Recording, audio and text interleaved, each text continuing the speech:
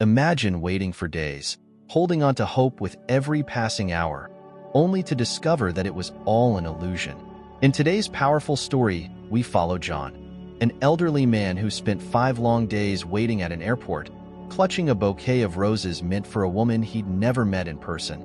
Unseen by the bustling crowds around him, John endures the silent agony of love, trust, and eventually betrayal. As his story unfolds, we confront the realities of deception and injustice in today's world. Make sure to watch until the end, as there's a twist you won't see coming, a reminder of how vulnerability can become a target and how kindness can sometimes find itself betrayed. If you're moved by this story, please like, comment with your thoughts, and subscribe to our channel for more stories that dive into the depths of human resilience and vulnerability. Don't miss the full journey, and let's reflect together on what it means to truly care, even when the world seems determined to take advantage. The airport was bustling with travelers, a constant flow of hurried footsteps and announcements echoing overhead. Amid the swirl of people moving in and out, John sat quietly near the arrival's gate, clutching a modest bouquet of red roses. His hands, aged and trembling slightly, clutched the flowers with a tenderness that caught the eye of a few passers-by. His gaze shifted now and then to the digital display, searching the flight schedule with a hopeful, almost childlike gleam in his eyes. He didn't appear out of place at first glance, but his presence became peculiar as the hours drifted by.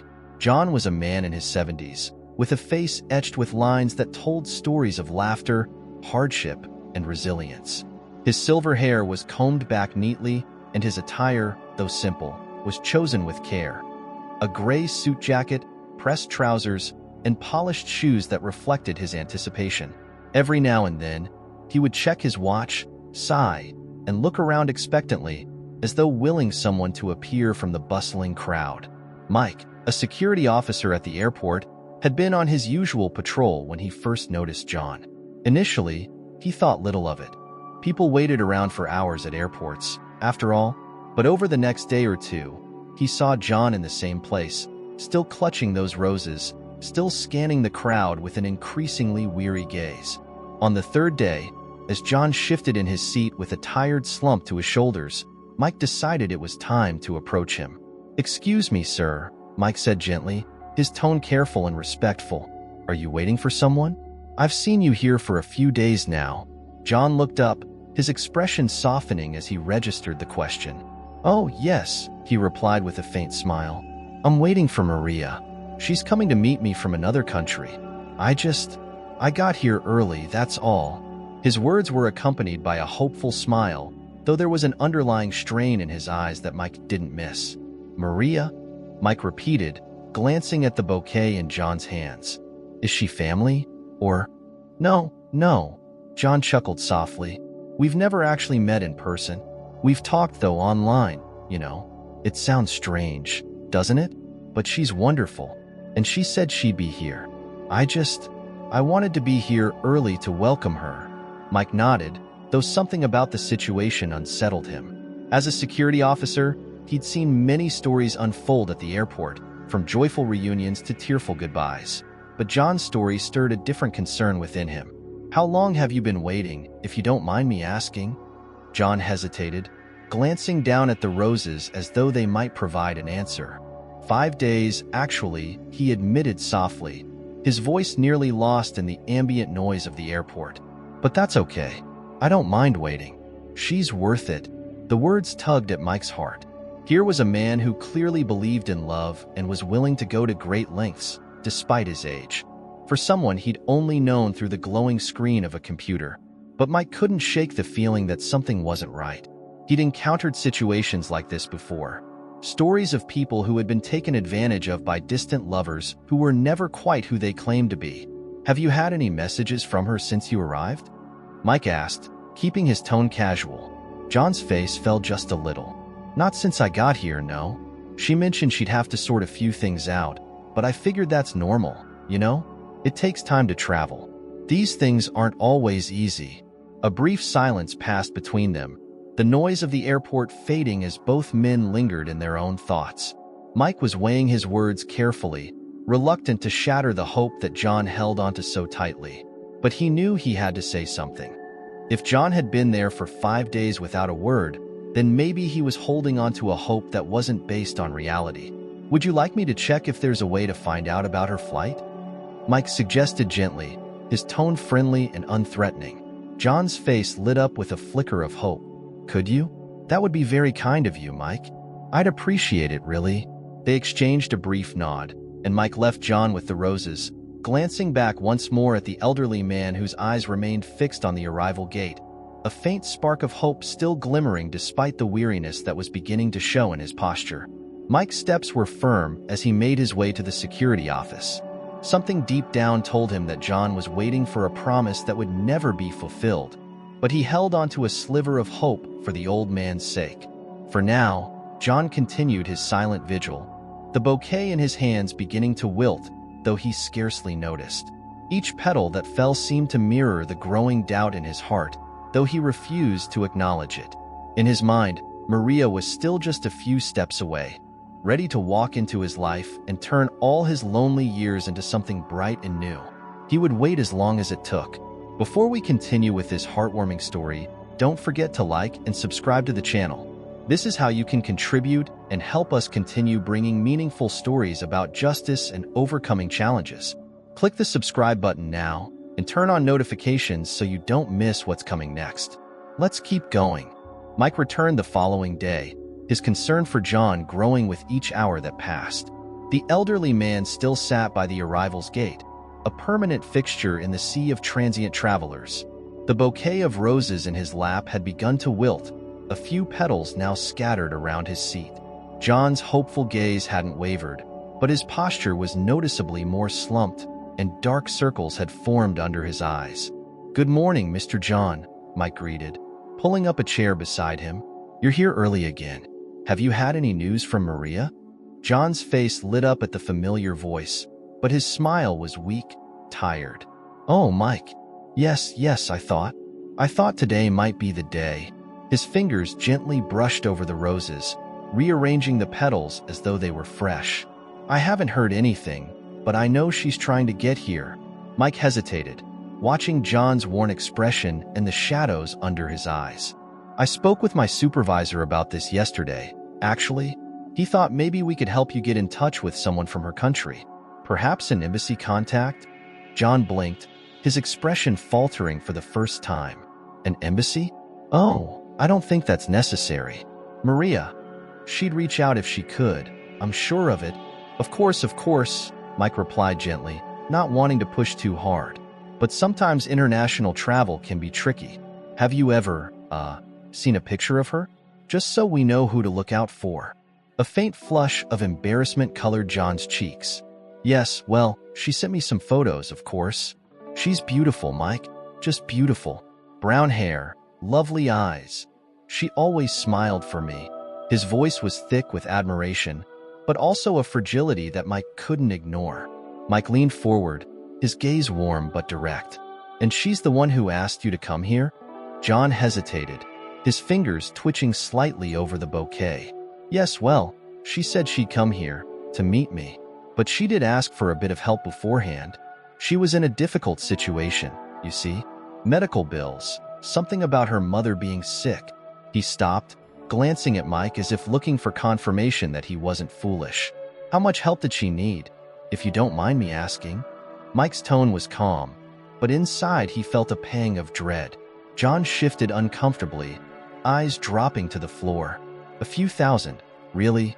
I thought it was for a good cause, you know? She didn't ask for it straight away. It just happened gradually." He trailed off, his voice barely audible. There was a pause before Mike broke the silence, his voice gentle but serious. "John, has she reached out to you since you sent that money?" John's face fell, and he glanced at the roses in his lap as if they held the answers. "Not since I arrived here, but she will. I know she will. People wouldn't lie about something like this, right?" Mike wanted to reassure him, to say that he was right, but he couldn't bring himself to. "You know, John, sometimes people pretend to be someone they're not online. It's not always easy to spot, especially when you're hoping for the best." John's face crumpled slightly, the hope that had sustained him for days now visibly cracking. "You think She's not coming, do you? I hope I'm wrong, Mike replied, placing a steadying hand on John's shoulder. But there are people who prey on kindness, especially in situations like these. John sat back, his shoulders drooping as he clutched the roses tighter. The delicate petals fell silently, mirroring the realization sinking into his mind. I wanted to believe she was real, Mike. I wanted to believe that someone could still care, even after all these years. Mike nodded, the weight of John's words settling between them. He could see the older man's heart breaking, piece by piece, right there in the crowded airport. Maybe, he said softly, we can help you find closure. There are people who can track this kind of thing, figure out who's behind it. John looked up, the hint of hope in his eyes tainted by the bitterness of betrayal. Do you think it's too late? Have I been a fool? No, sir, Mike replied firmly. You were just looking for love, for someone to care. There's nothing foolish about that. A silence stretched between them, filled only by the murmur of the airport and the occasional announcement. John sighed deeply, each breath more labored, the weight of realization settling heavily on his frail shoulders. Maybe it's time to go home, John whispered, as if the words themselves tasted bitter. I can't keep waiting here, can I? Mike nodded, his hand still resting reassuringly on John's shoulder. You've done everything you could, John. Let's get you a cup of coffee. We can figure out the rest from there, one step at a time. Together, they rose from the seat, leaving the roses behind, now scattered across the floor like fallen memories. Each step John took was slow, the weight of his disappointment pressing down on him. But with Mike by his side, he didn't have to face it alone. They sat in a quiet corner of the airport cafe, where the hum of activity was softened by the scent of freshly brewed coffee and the gentle clinking of cups. John stared into his cup, hands wrapped around it as if to draw warmth, though his face looked cold, distant. Mike sat across from him, his steady gaze focused on the older man, offering him silent support. Mike, John's voice broke the silence, soft and unsure. I don't understand. How could someone do this? How could they just play with someone's heart like that? Mike leaned forward, his face filled with empathy. John, people can be ruthless, especially when they know someone is vulnerable. It's not about you. It's about them wanting something. Money, power, whatever they can take, and not caring about the cost. John's hand trembled slightly, spilling a few drops of coffee onto the table. He didn't seem to notice. I thought she cared, Mike. I thought maybe I'd found someone who wanted to spend time with me, who'd look past my age and just see me. The words weighed heavily in the air, and Mike searched for something to say, something to comfort the man across from him. It's normal to want that, John. Everyone deserves companionship, someone to be there. You didn't do anything wrong in hoping for that. A bitter smile twisted John's lips. Hoping, he repeated, the word tasting sour. But now I feel like a fool. All those nights, sitting up late, messaging her, telling her things about myself. And to her, it was just business. His voice cracked on the last word, as though acknowledging it caused physical pain. Mike placed a reassuring hand on his arm. You're not a fool, John. She took advantage of your kindness. That's on her, not you. John's eyes glistened with unshed tears, his grip tightening on the cup. My kids, he whispered. They told me, they warned me. I didn't listen. They said I was being reckless, that people lie online. But I thought I'd found something real. Mike's brow furrowed with concern. Do your kids know you're here, waiting for her? John shook his head, looking almost ashamed. No, they don't. They live far away, busy with their own lives. I didn't want to burden them with my foolishness. He chuckled softly, though there was no humor in the sound. It's just me, Mike. Just me in an empty house. When Maria messaged, it felt like someone saw me. Remembered I existed? Mike nodded, understanding the loneliness that had driven John to seek solace in a stranger. Loneliness makes us do things we might not usually do. It's natural, John, but we can't let that need be used against us. John sighed, shoulders slumping. And what now? I'm out of money, my pride shattered, and my kids. They'll think I'm an idiot. Not if you're honest with them, Mike replied gently. You're their father, John. They'll understand. Maybe even be proud that you had the courage to look for love again. But first, you need to take care of yourself. John looked up, meeting Mike's gaze with a flicker of hope.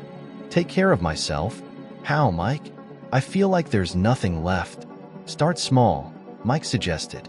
Go home, get some rest, and think about talking to your family. Maybe even share your story with others. It could help someone else avoid going through the same pain. John's expression softened, a hint of resolution forming on his face. You think someone would care to hear my story? Mike nodded, a small smile breaking through his solemn expression. Absolutely. There are so many people out there who need to hear it, to know they're not alone. A silence settled between them as John processed Mike's words, his hand slowly relaxing as he set the coffee cup down. He stared out the window, where airplanes were taking off, rising toward the sky, full of people with their own stories, their own hopes. Maybe you're right, Mike, he said softly. Maybe it's time I stop waiting for things that might never come and start doing things that make me feel alive again. Mike reached out, patting John's hand with gentle reassurance. You're stronger than you think, John. You just need a little push to find your way again. John chuckled, the sound more genuine this time. Thank you, Mike, for everything. I don't know what I would have done if you hadn't come along. Mike smiled, the warmth of his expression easing some of the burden on John's heart. Well, consider me a friend now. We'll get through this together, all right? As they left the cafe, John's steps were still slow, still weighted with sorrow, but he had gained a glimmer of hope, a seed of determination that Mike's words had planted. He wasn't alone anymore, and he knew that, step by step, he could start to rebuild. The afternoon sun cast a warm glow through the airport windows as John and Mike found themselves once more in the quieter part of the terminal, away from the constant shuffle of hurried travelers. John's eyes lingered on the planes beyond the glass, their paths crisscrossing in the sky, each carrying people to lives filled with purpose. For him, though, the journey was less clear. I can't stop thinking about her, Mike, John confessed, voice barely above a whisper. I keep wondering, was any of it real? Did she ever care? Even a little bit? Mike looked at him with a sympathetic gaze, choosing his words carefully. John, these people, these scammers, they're skilled. They study people's vulnerabilities, their needs, and they say exactly what someone needs to hear. It's not about you. It's about the control they feel, the power to manipulate. To them, it's like a game. John's jaw tightened, and his fists clenched in his lap. A game? He echoed the words, shaking his head in disbelief. How can someone treat a person's heart like that?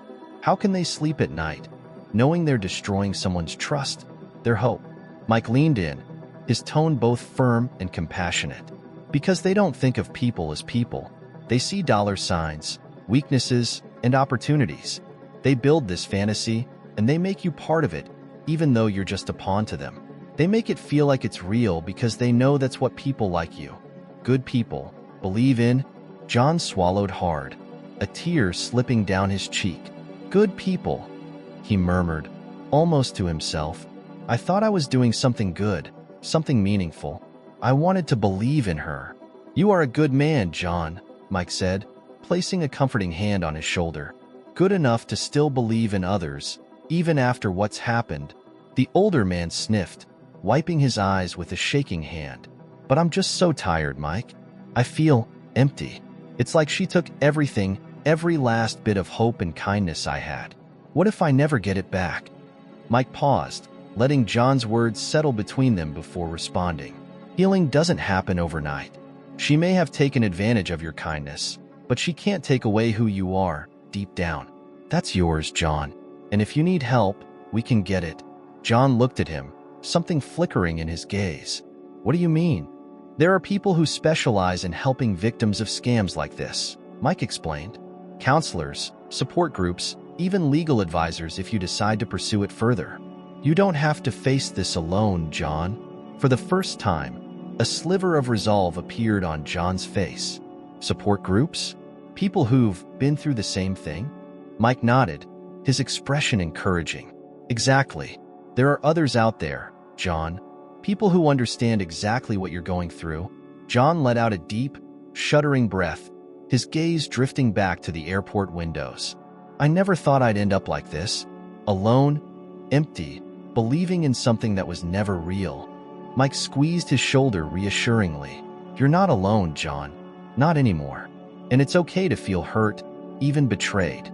But this is just one chapter. You get to decide what the next one looks like.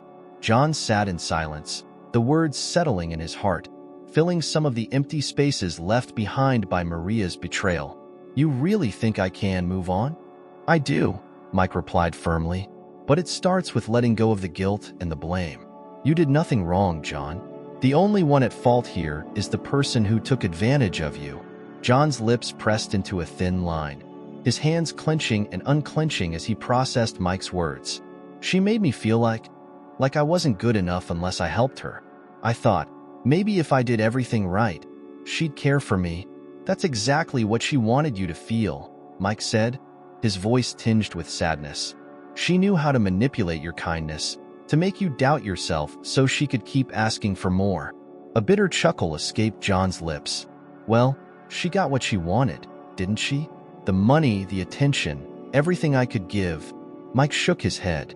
She may have taken material things, but she didn't get your spirit, John.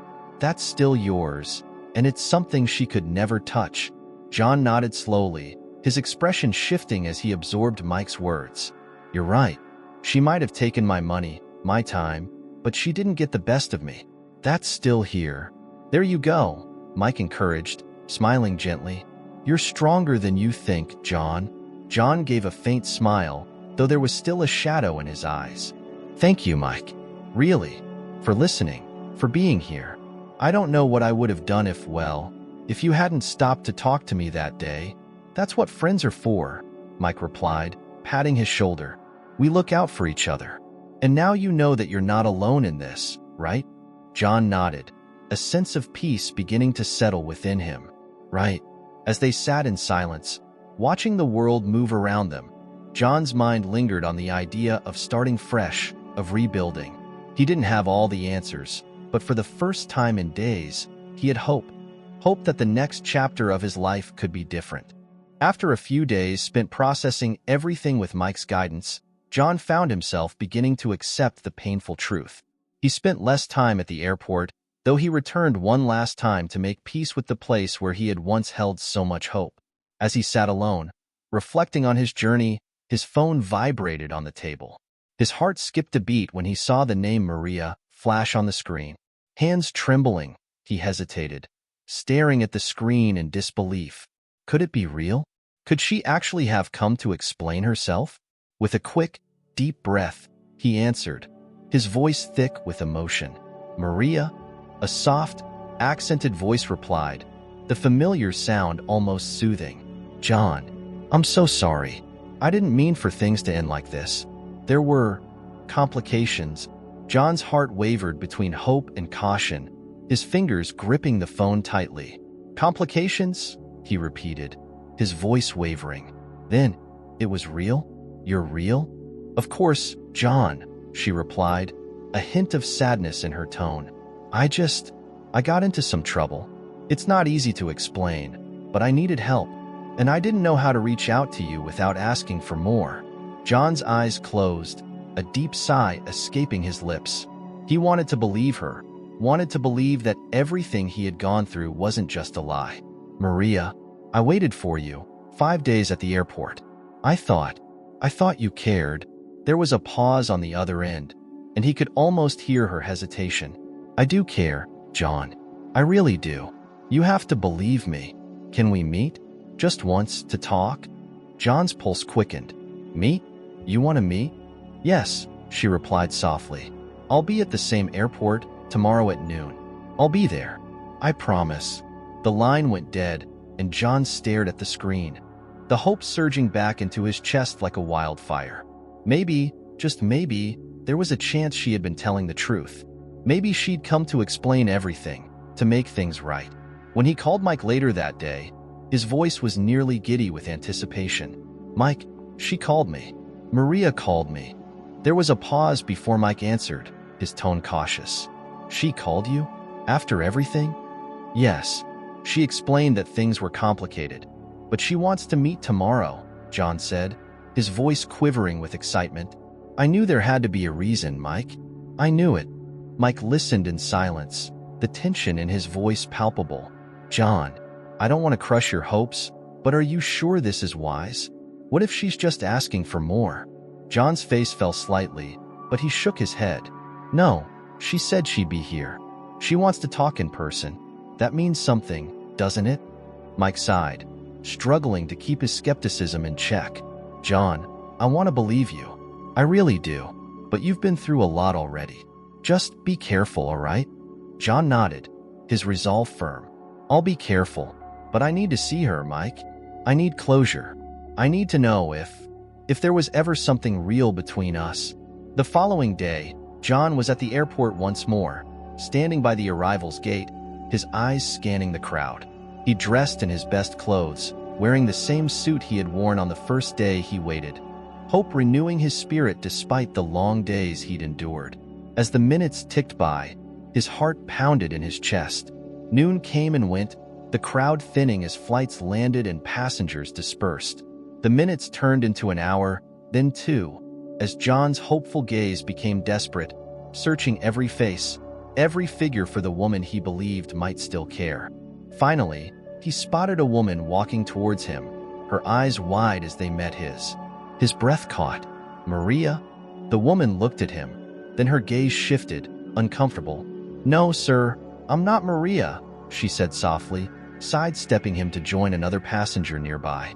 John's shoulders slumped as he took a step back, the last remnants of his hope crumbling. The pain settled in his chest like a heavy stone.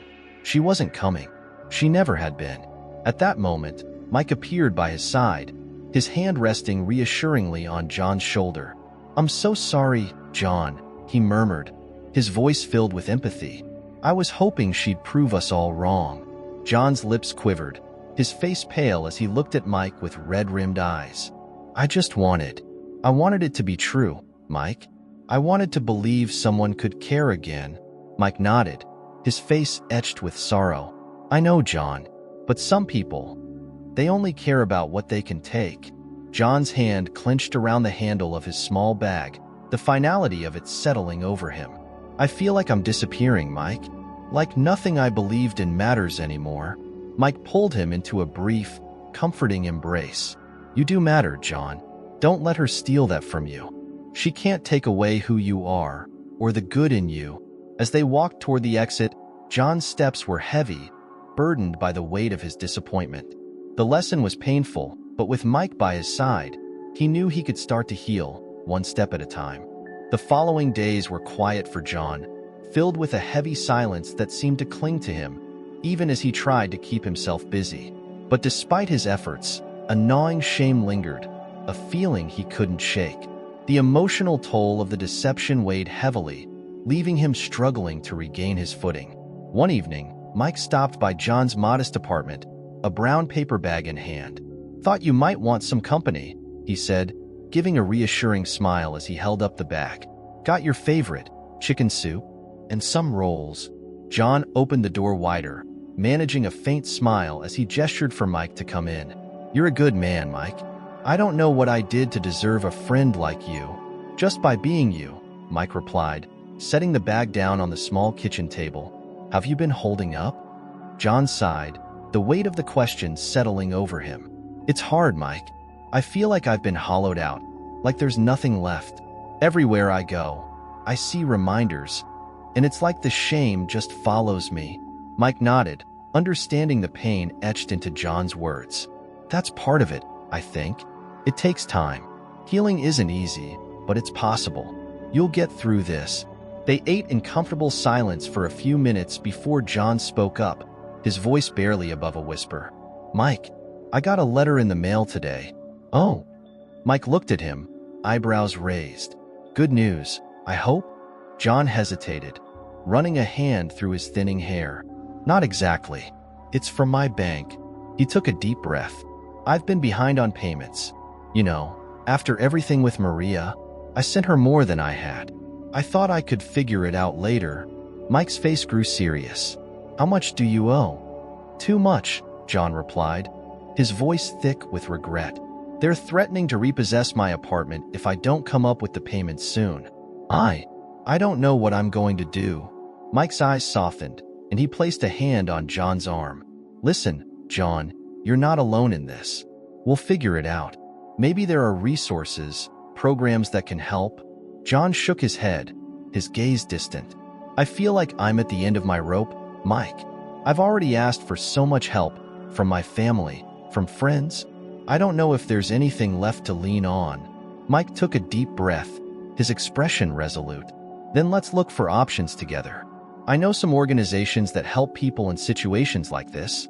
You're not the first to face this kind of thing, and you definitely won't be the last. John's eyes filled with a mixture of gratitude and despair. I don't know, Mike. I don't want to be a burden. I hate this feeling, this helplessness.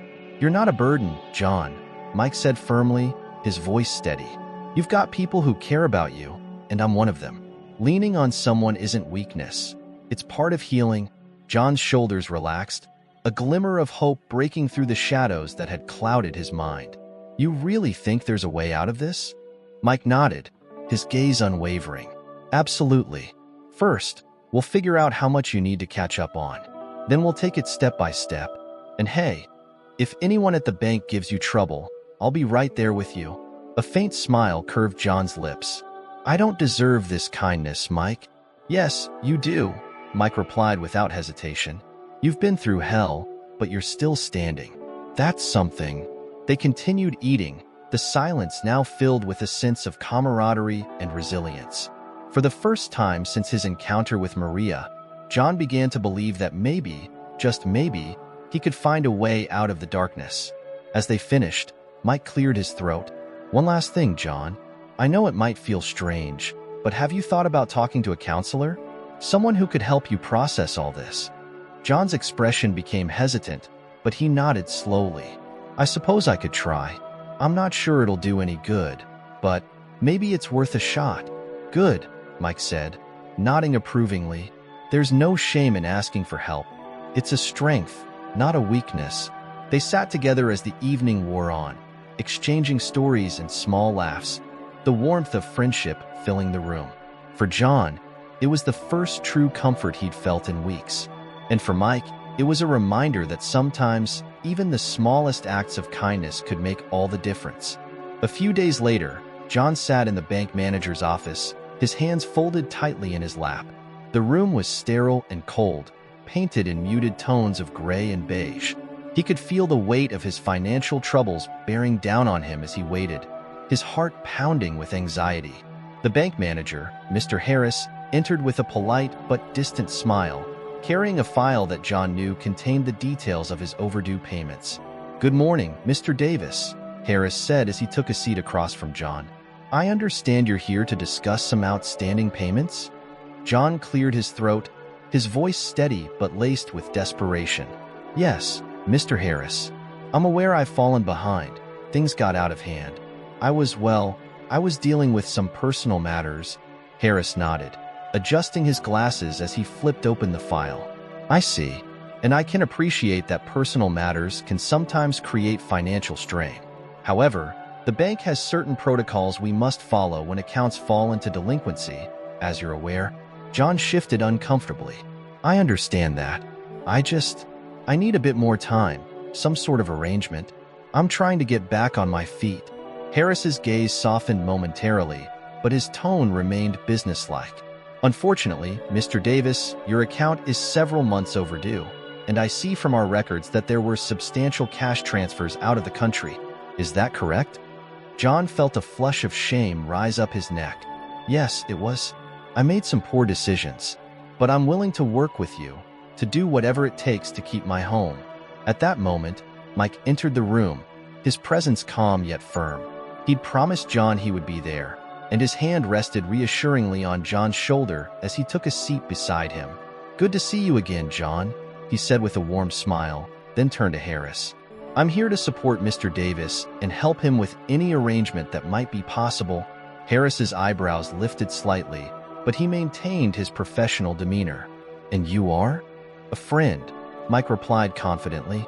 Here to help however I can. The bank manager leaned back, studying them both. Mr. Davis, as you know, bank policies are strict. However, I might be able to offer a restructuring plan, provided you're able to meet the minimum monthly payments. John's face brightened with a sliver of hope. Thank you, Mr. Harris. I'll do my best to meet the payments. I just need a chance. Harris cleared his throat, glancing at Mike. Perhaps it would help if Mr. Davis had additional support? Are there family members or friends who might be able to assist financially? John's expression faltered, and he shook his head. I don't want to impose on anyone else. I've already burdened enough people. Mike's voice was steady as he intervened. John's not alone. We'll find a way to make this work. He's taken steps to understand the impact of what happened, and I'm sure you can see he's genuinely trying to resolve this. Harris considered them both thoughtfully. Mr. Davis, I do appreciate your willingness to take responsibility. Let's proceed with the restructuring plan. I'll have our team prepare the paperwork, and as long as the payments resume, you'll retain your home. John's shoulders sagged with relief, gratitude radiating from him. Thank you, Mr. Harris. Thank you for giving me this chance. Harris gave a curt nod, his professional mask softening slightly. Everyone makes mistakes, Mr. Davis. The important thing is what you do after. Let's make sure this arrangement works. As they left the bank, John let out a long sigh, looking over at Mike with gratitude brimming in his eyes. I don't know how I can ever repay you, Mike. You've been by my side through all of this. Mike chuckled, clapping him on the back. No repayment necessary, John. Just keep moving forward. Show yourself the same kindness you'd show anyone else. John managed a small smile, his voice a little stronger now. I think I can do that. As they walked out together, John realized that he had finally taken the first real step towards rebuilding, not just his finances, but his life. In the following weeks, John poured his energy into rebuilding his life. The shame and despair that had once clouded his every thought began to lift, replaced by a newfound resilience and determination. He kept in regular contact with his children, opening up about his experiences with them for the first time. They offered their support, and for the first time in years, he felt genuinely connected to his family. One afternoon, as John sat at his kitchen table, his phone buzzed with a notification. His heart raced as he glanced at the screen. An unfamiliar email address. With a sense of caution, he opened it, his eyes widening at what he saw. The email was from a private investigation service, with the subject line, Investigation Update, Case Number 4567. He scrolled through the email, absorbing the words, his hands gripping the phone tighter with every line he read. Just as he finished, a knock sounded at his door. John looked up, still processing the email, and opened the door to see Mike standing there, a curious expression on his face. Mike, John said, his voice barely above a whisper. You won't believe this. What is it? Mike asked, stepping inside, noting John's expression of shock mixed with a trace of satisfaction. John handed Mike his phone, pointing to the email. That private investigator you recommended, he found her. Maria. Or whoever she really is. Mike's eyebrows shot up as he scanned the email. No way. What did they say? John leaned against the wall, his voice steady, but tinged with anger. Her real name isn't even Maria. She's part of an international scam ring, and apparently, I'm not the first person she's targeted. She's done this to others. Mike's face hardened. Did they say anything about bringing charges? John nodded, his eyes narrowing with resolve. The investigator said there's a case building against her and others involved. They've been collecting evidence for months. They're working with law enforcement to finally put an end to this ring. Mike placed a supportive hand on John's shoulder, pride evident in his gaze. John, this is incredible news. Not only are you getting some justice, but you're helping to stop this from happening to other people. John exhaled deeply, the weight of his journey finally lifting. It feels surreal. I spent so long thinking I was alone in this, that I was foolish, but now, it's like I have a purpose. I can't let her do this to anyone else.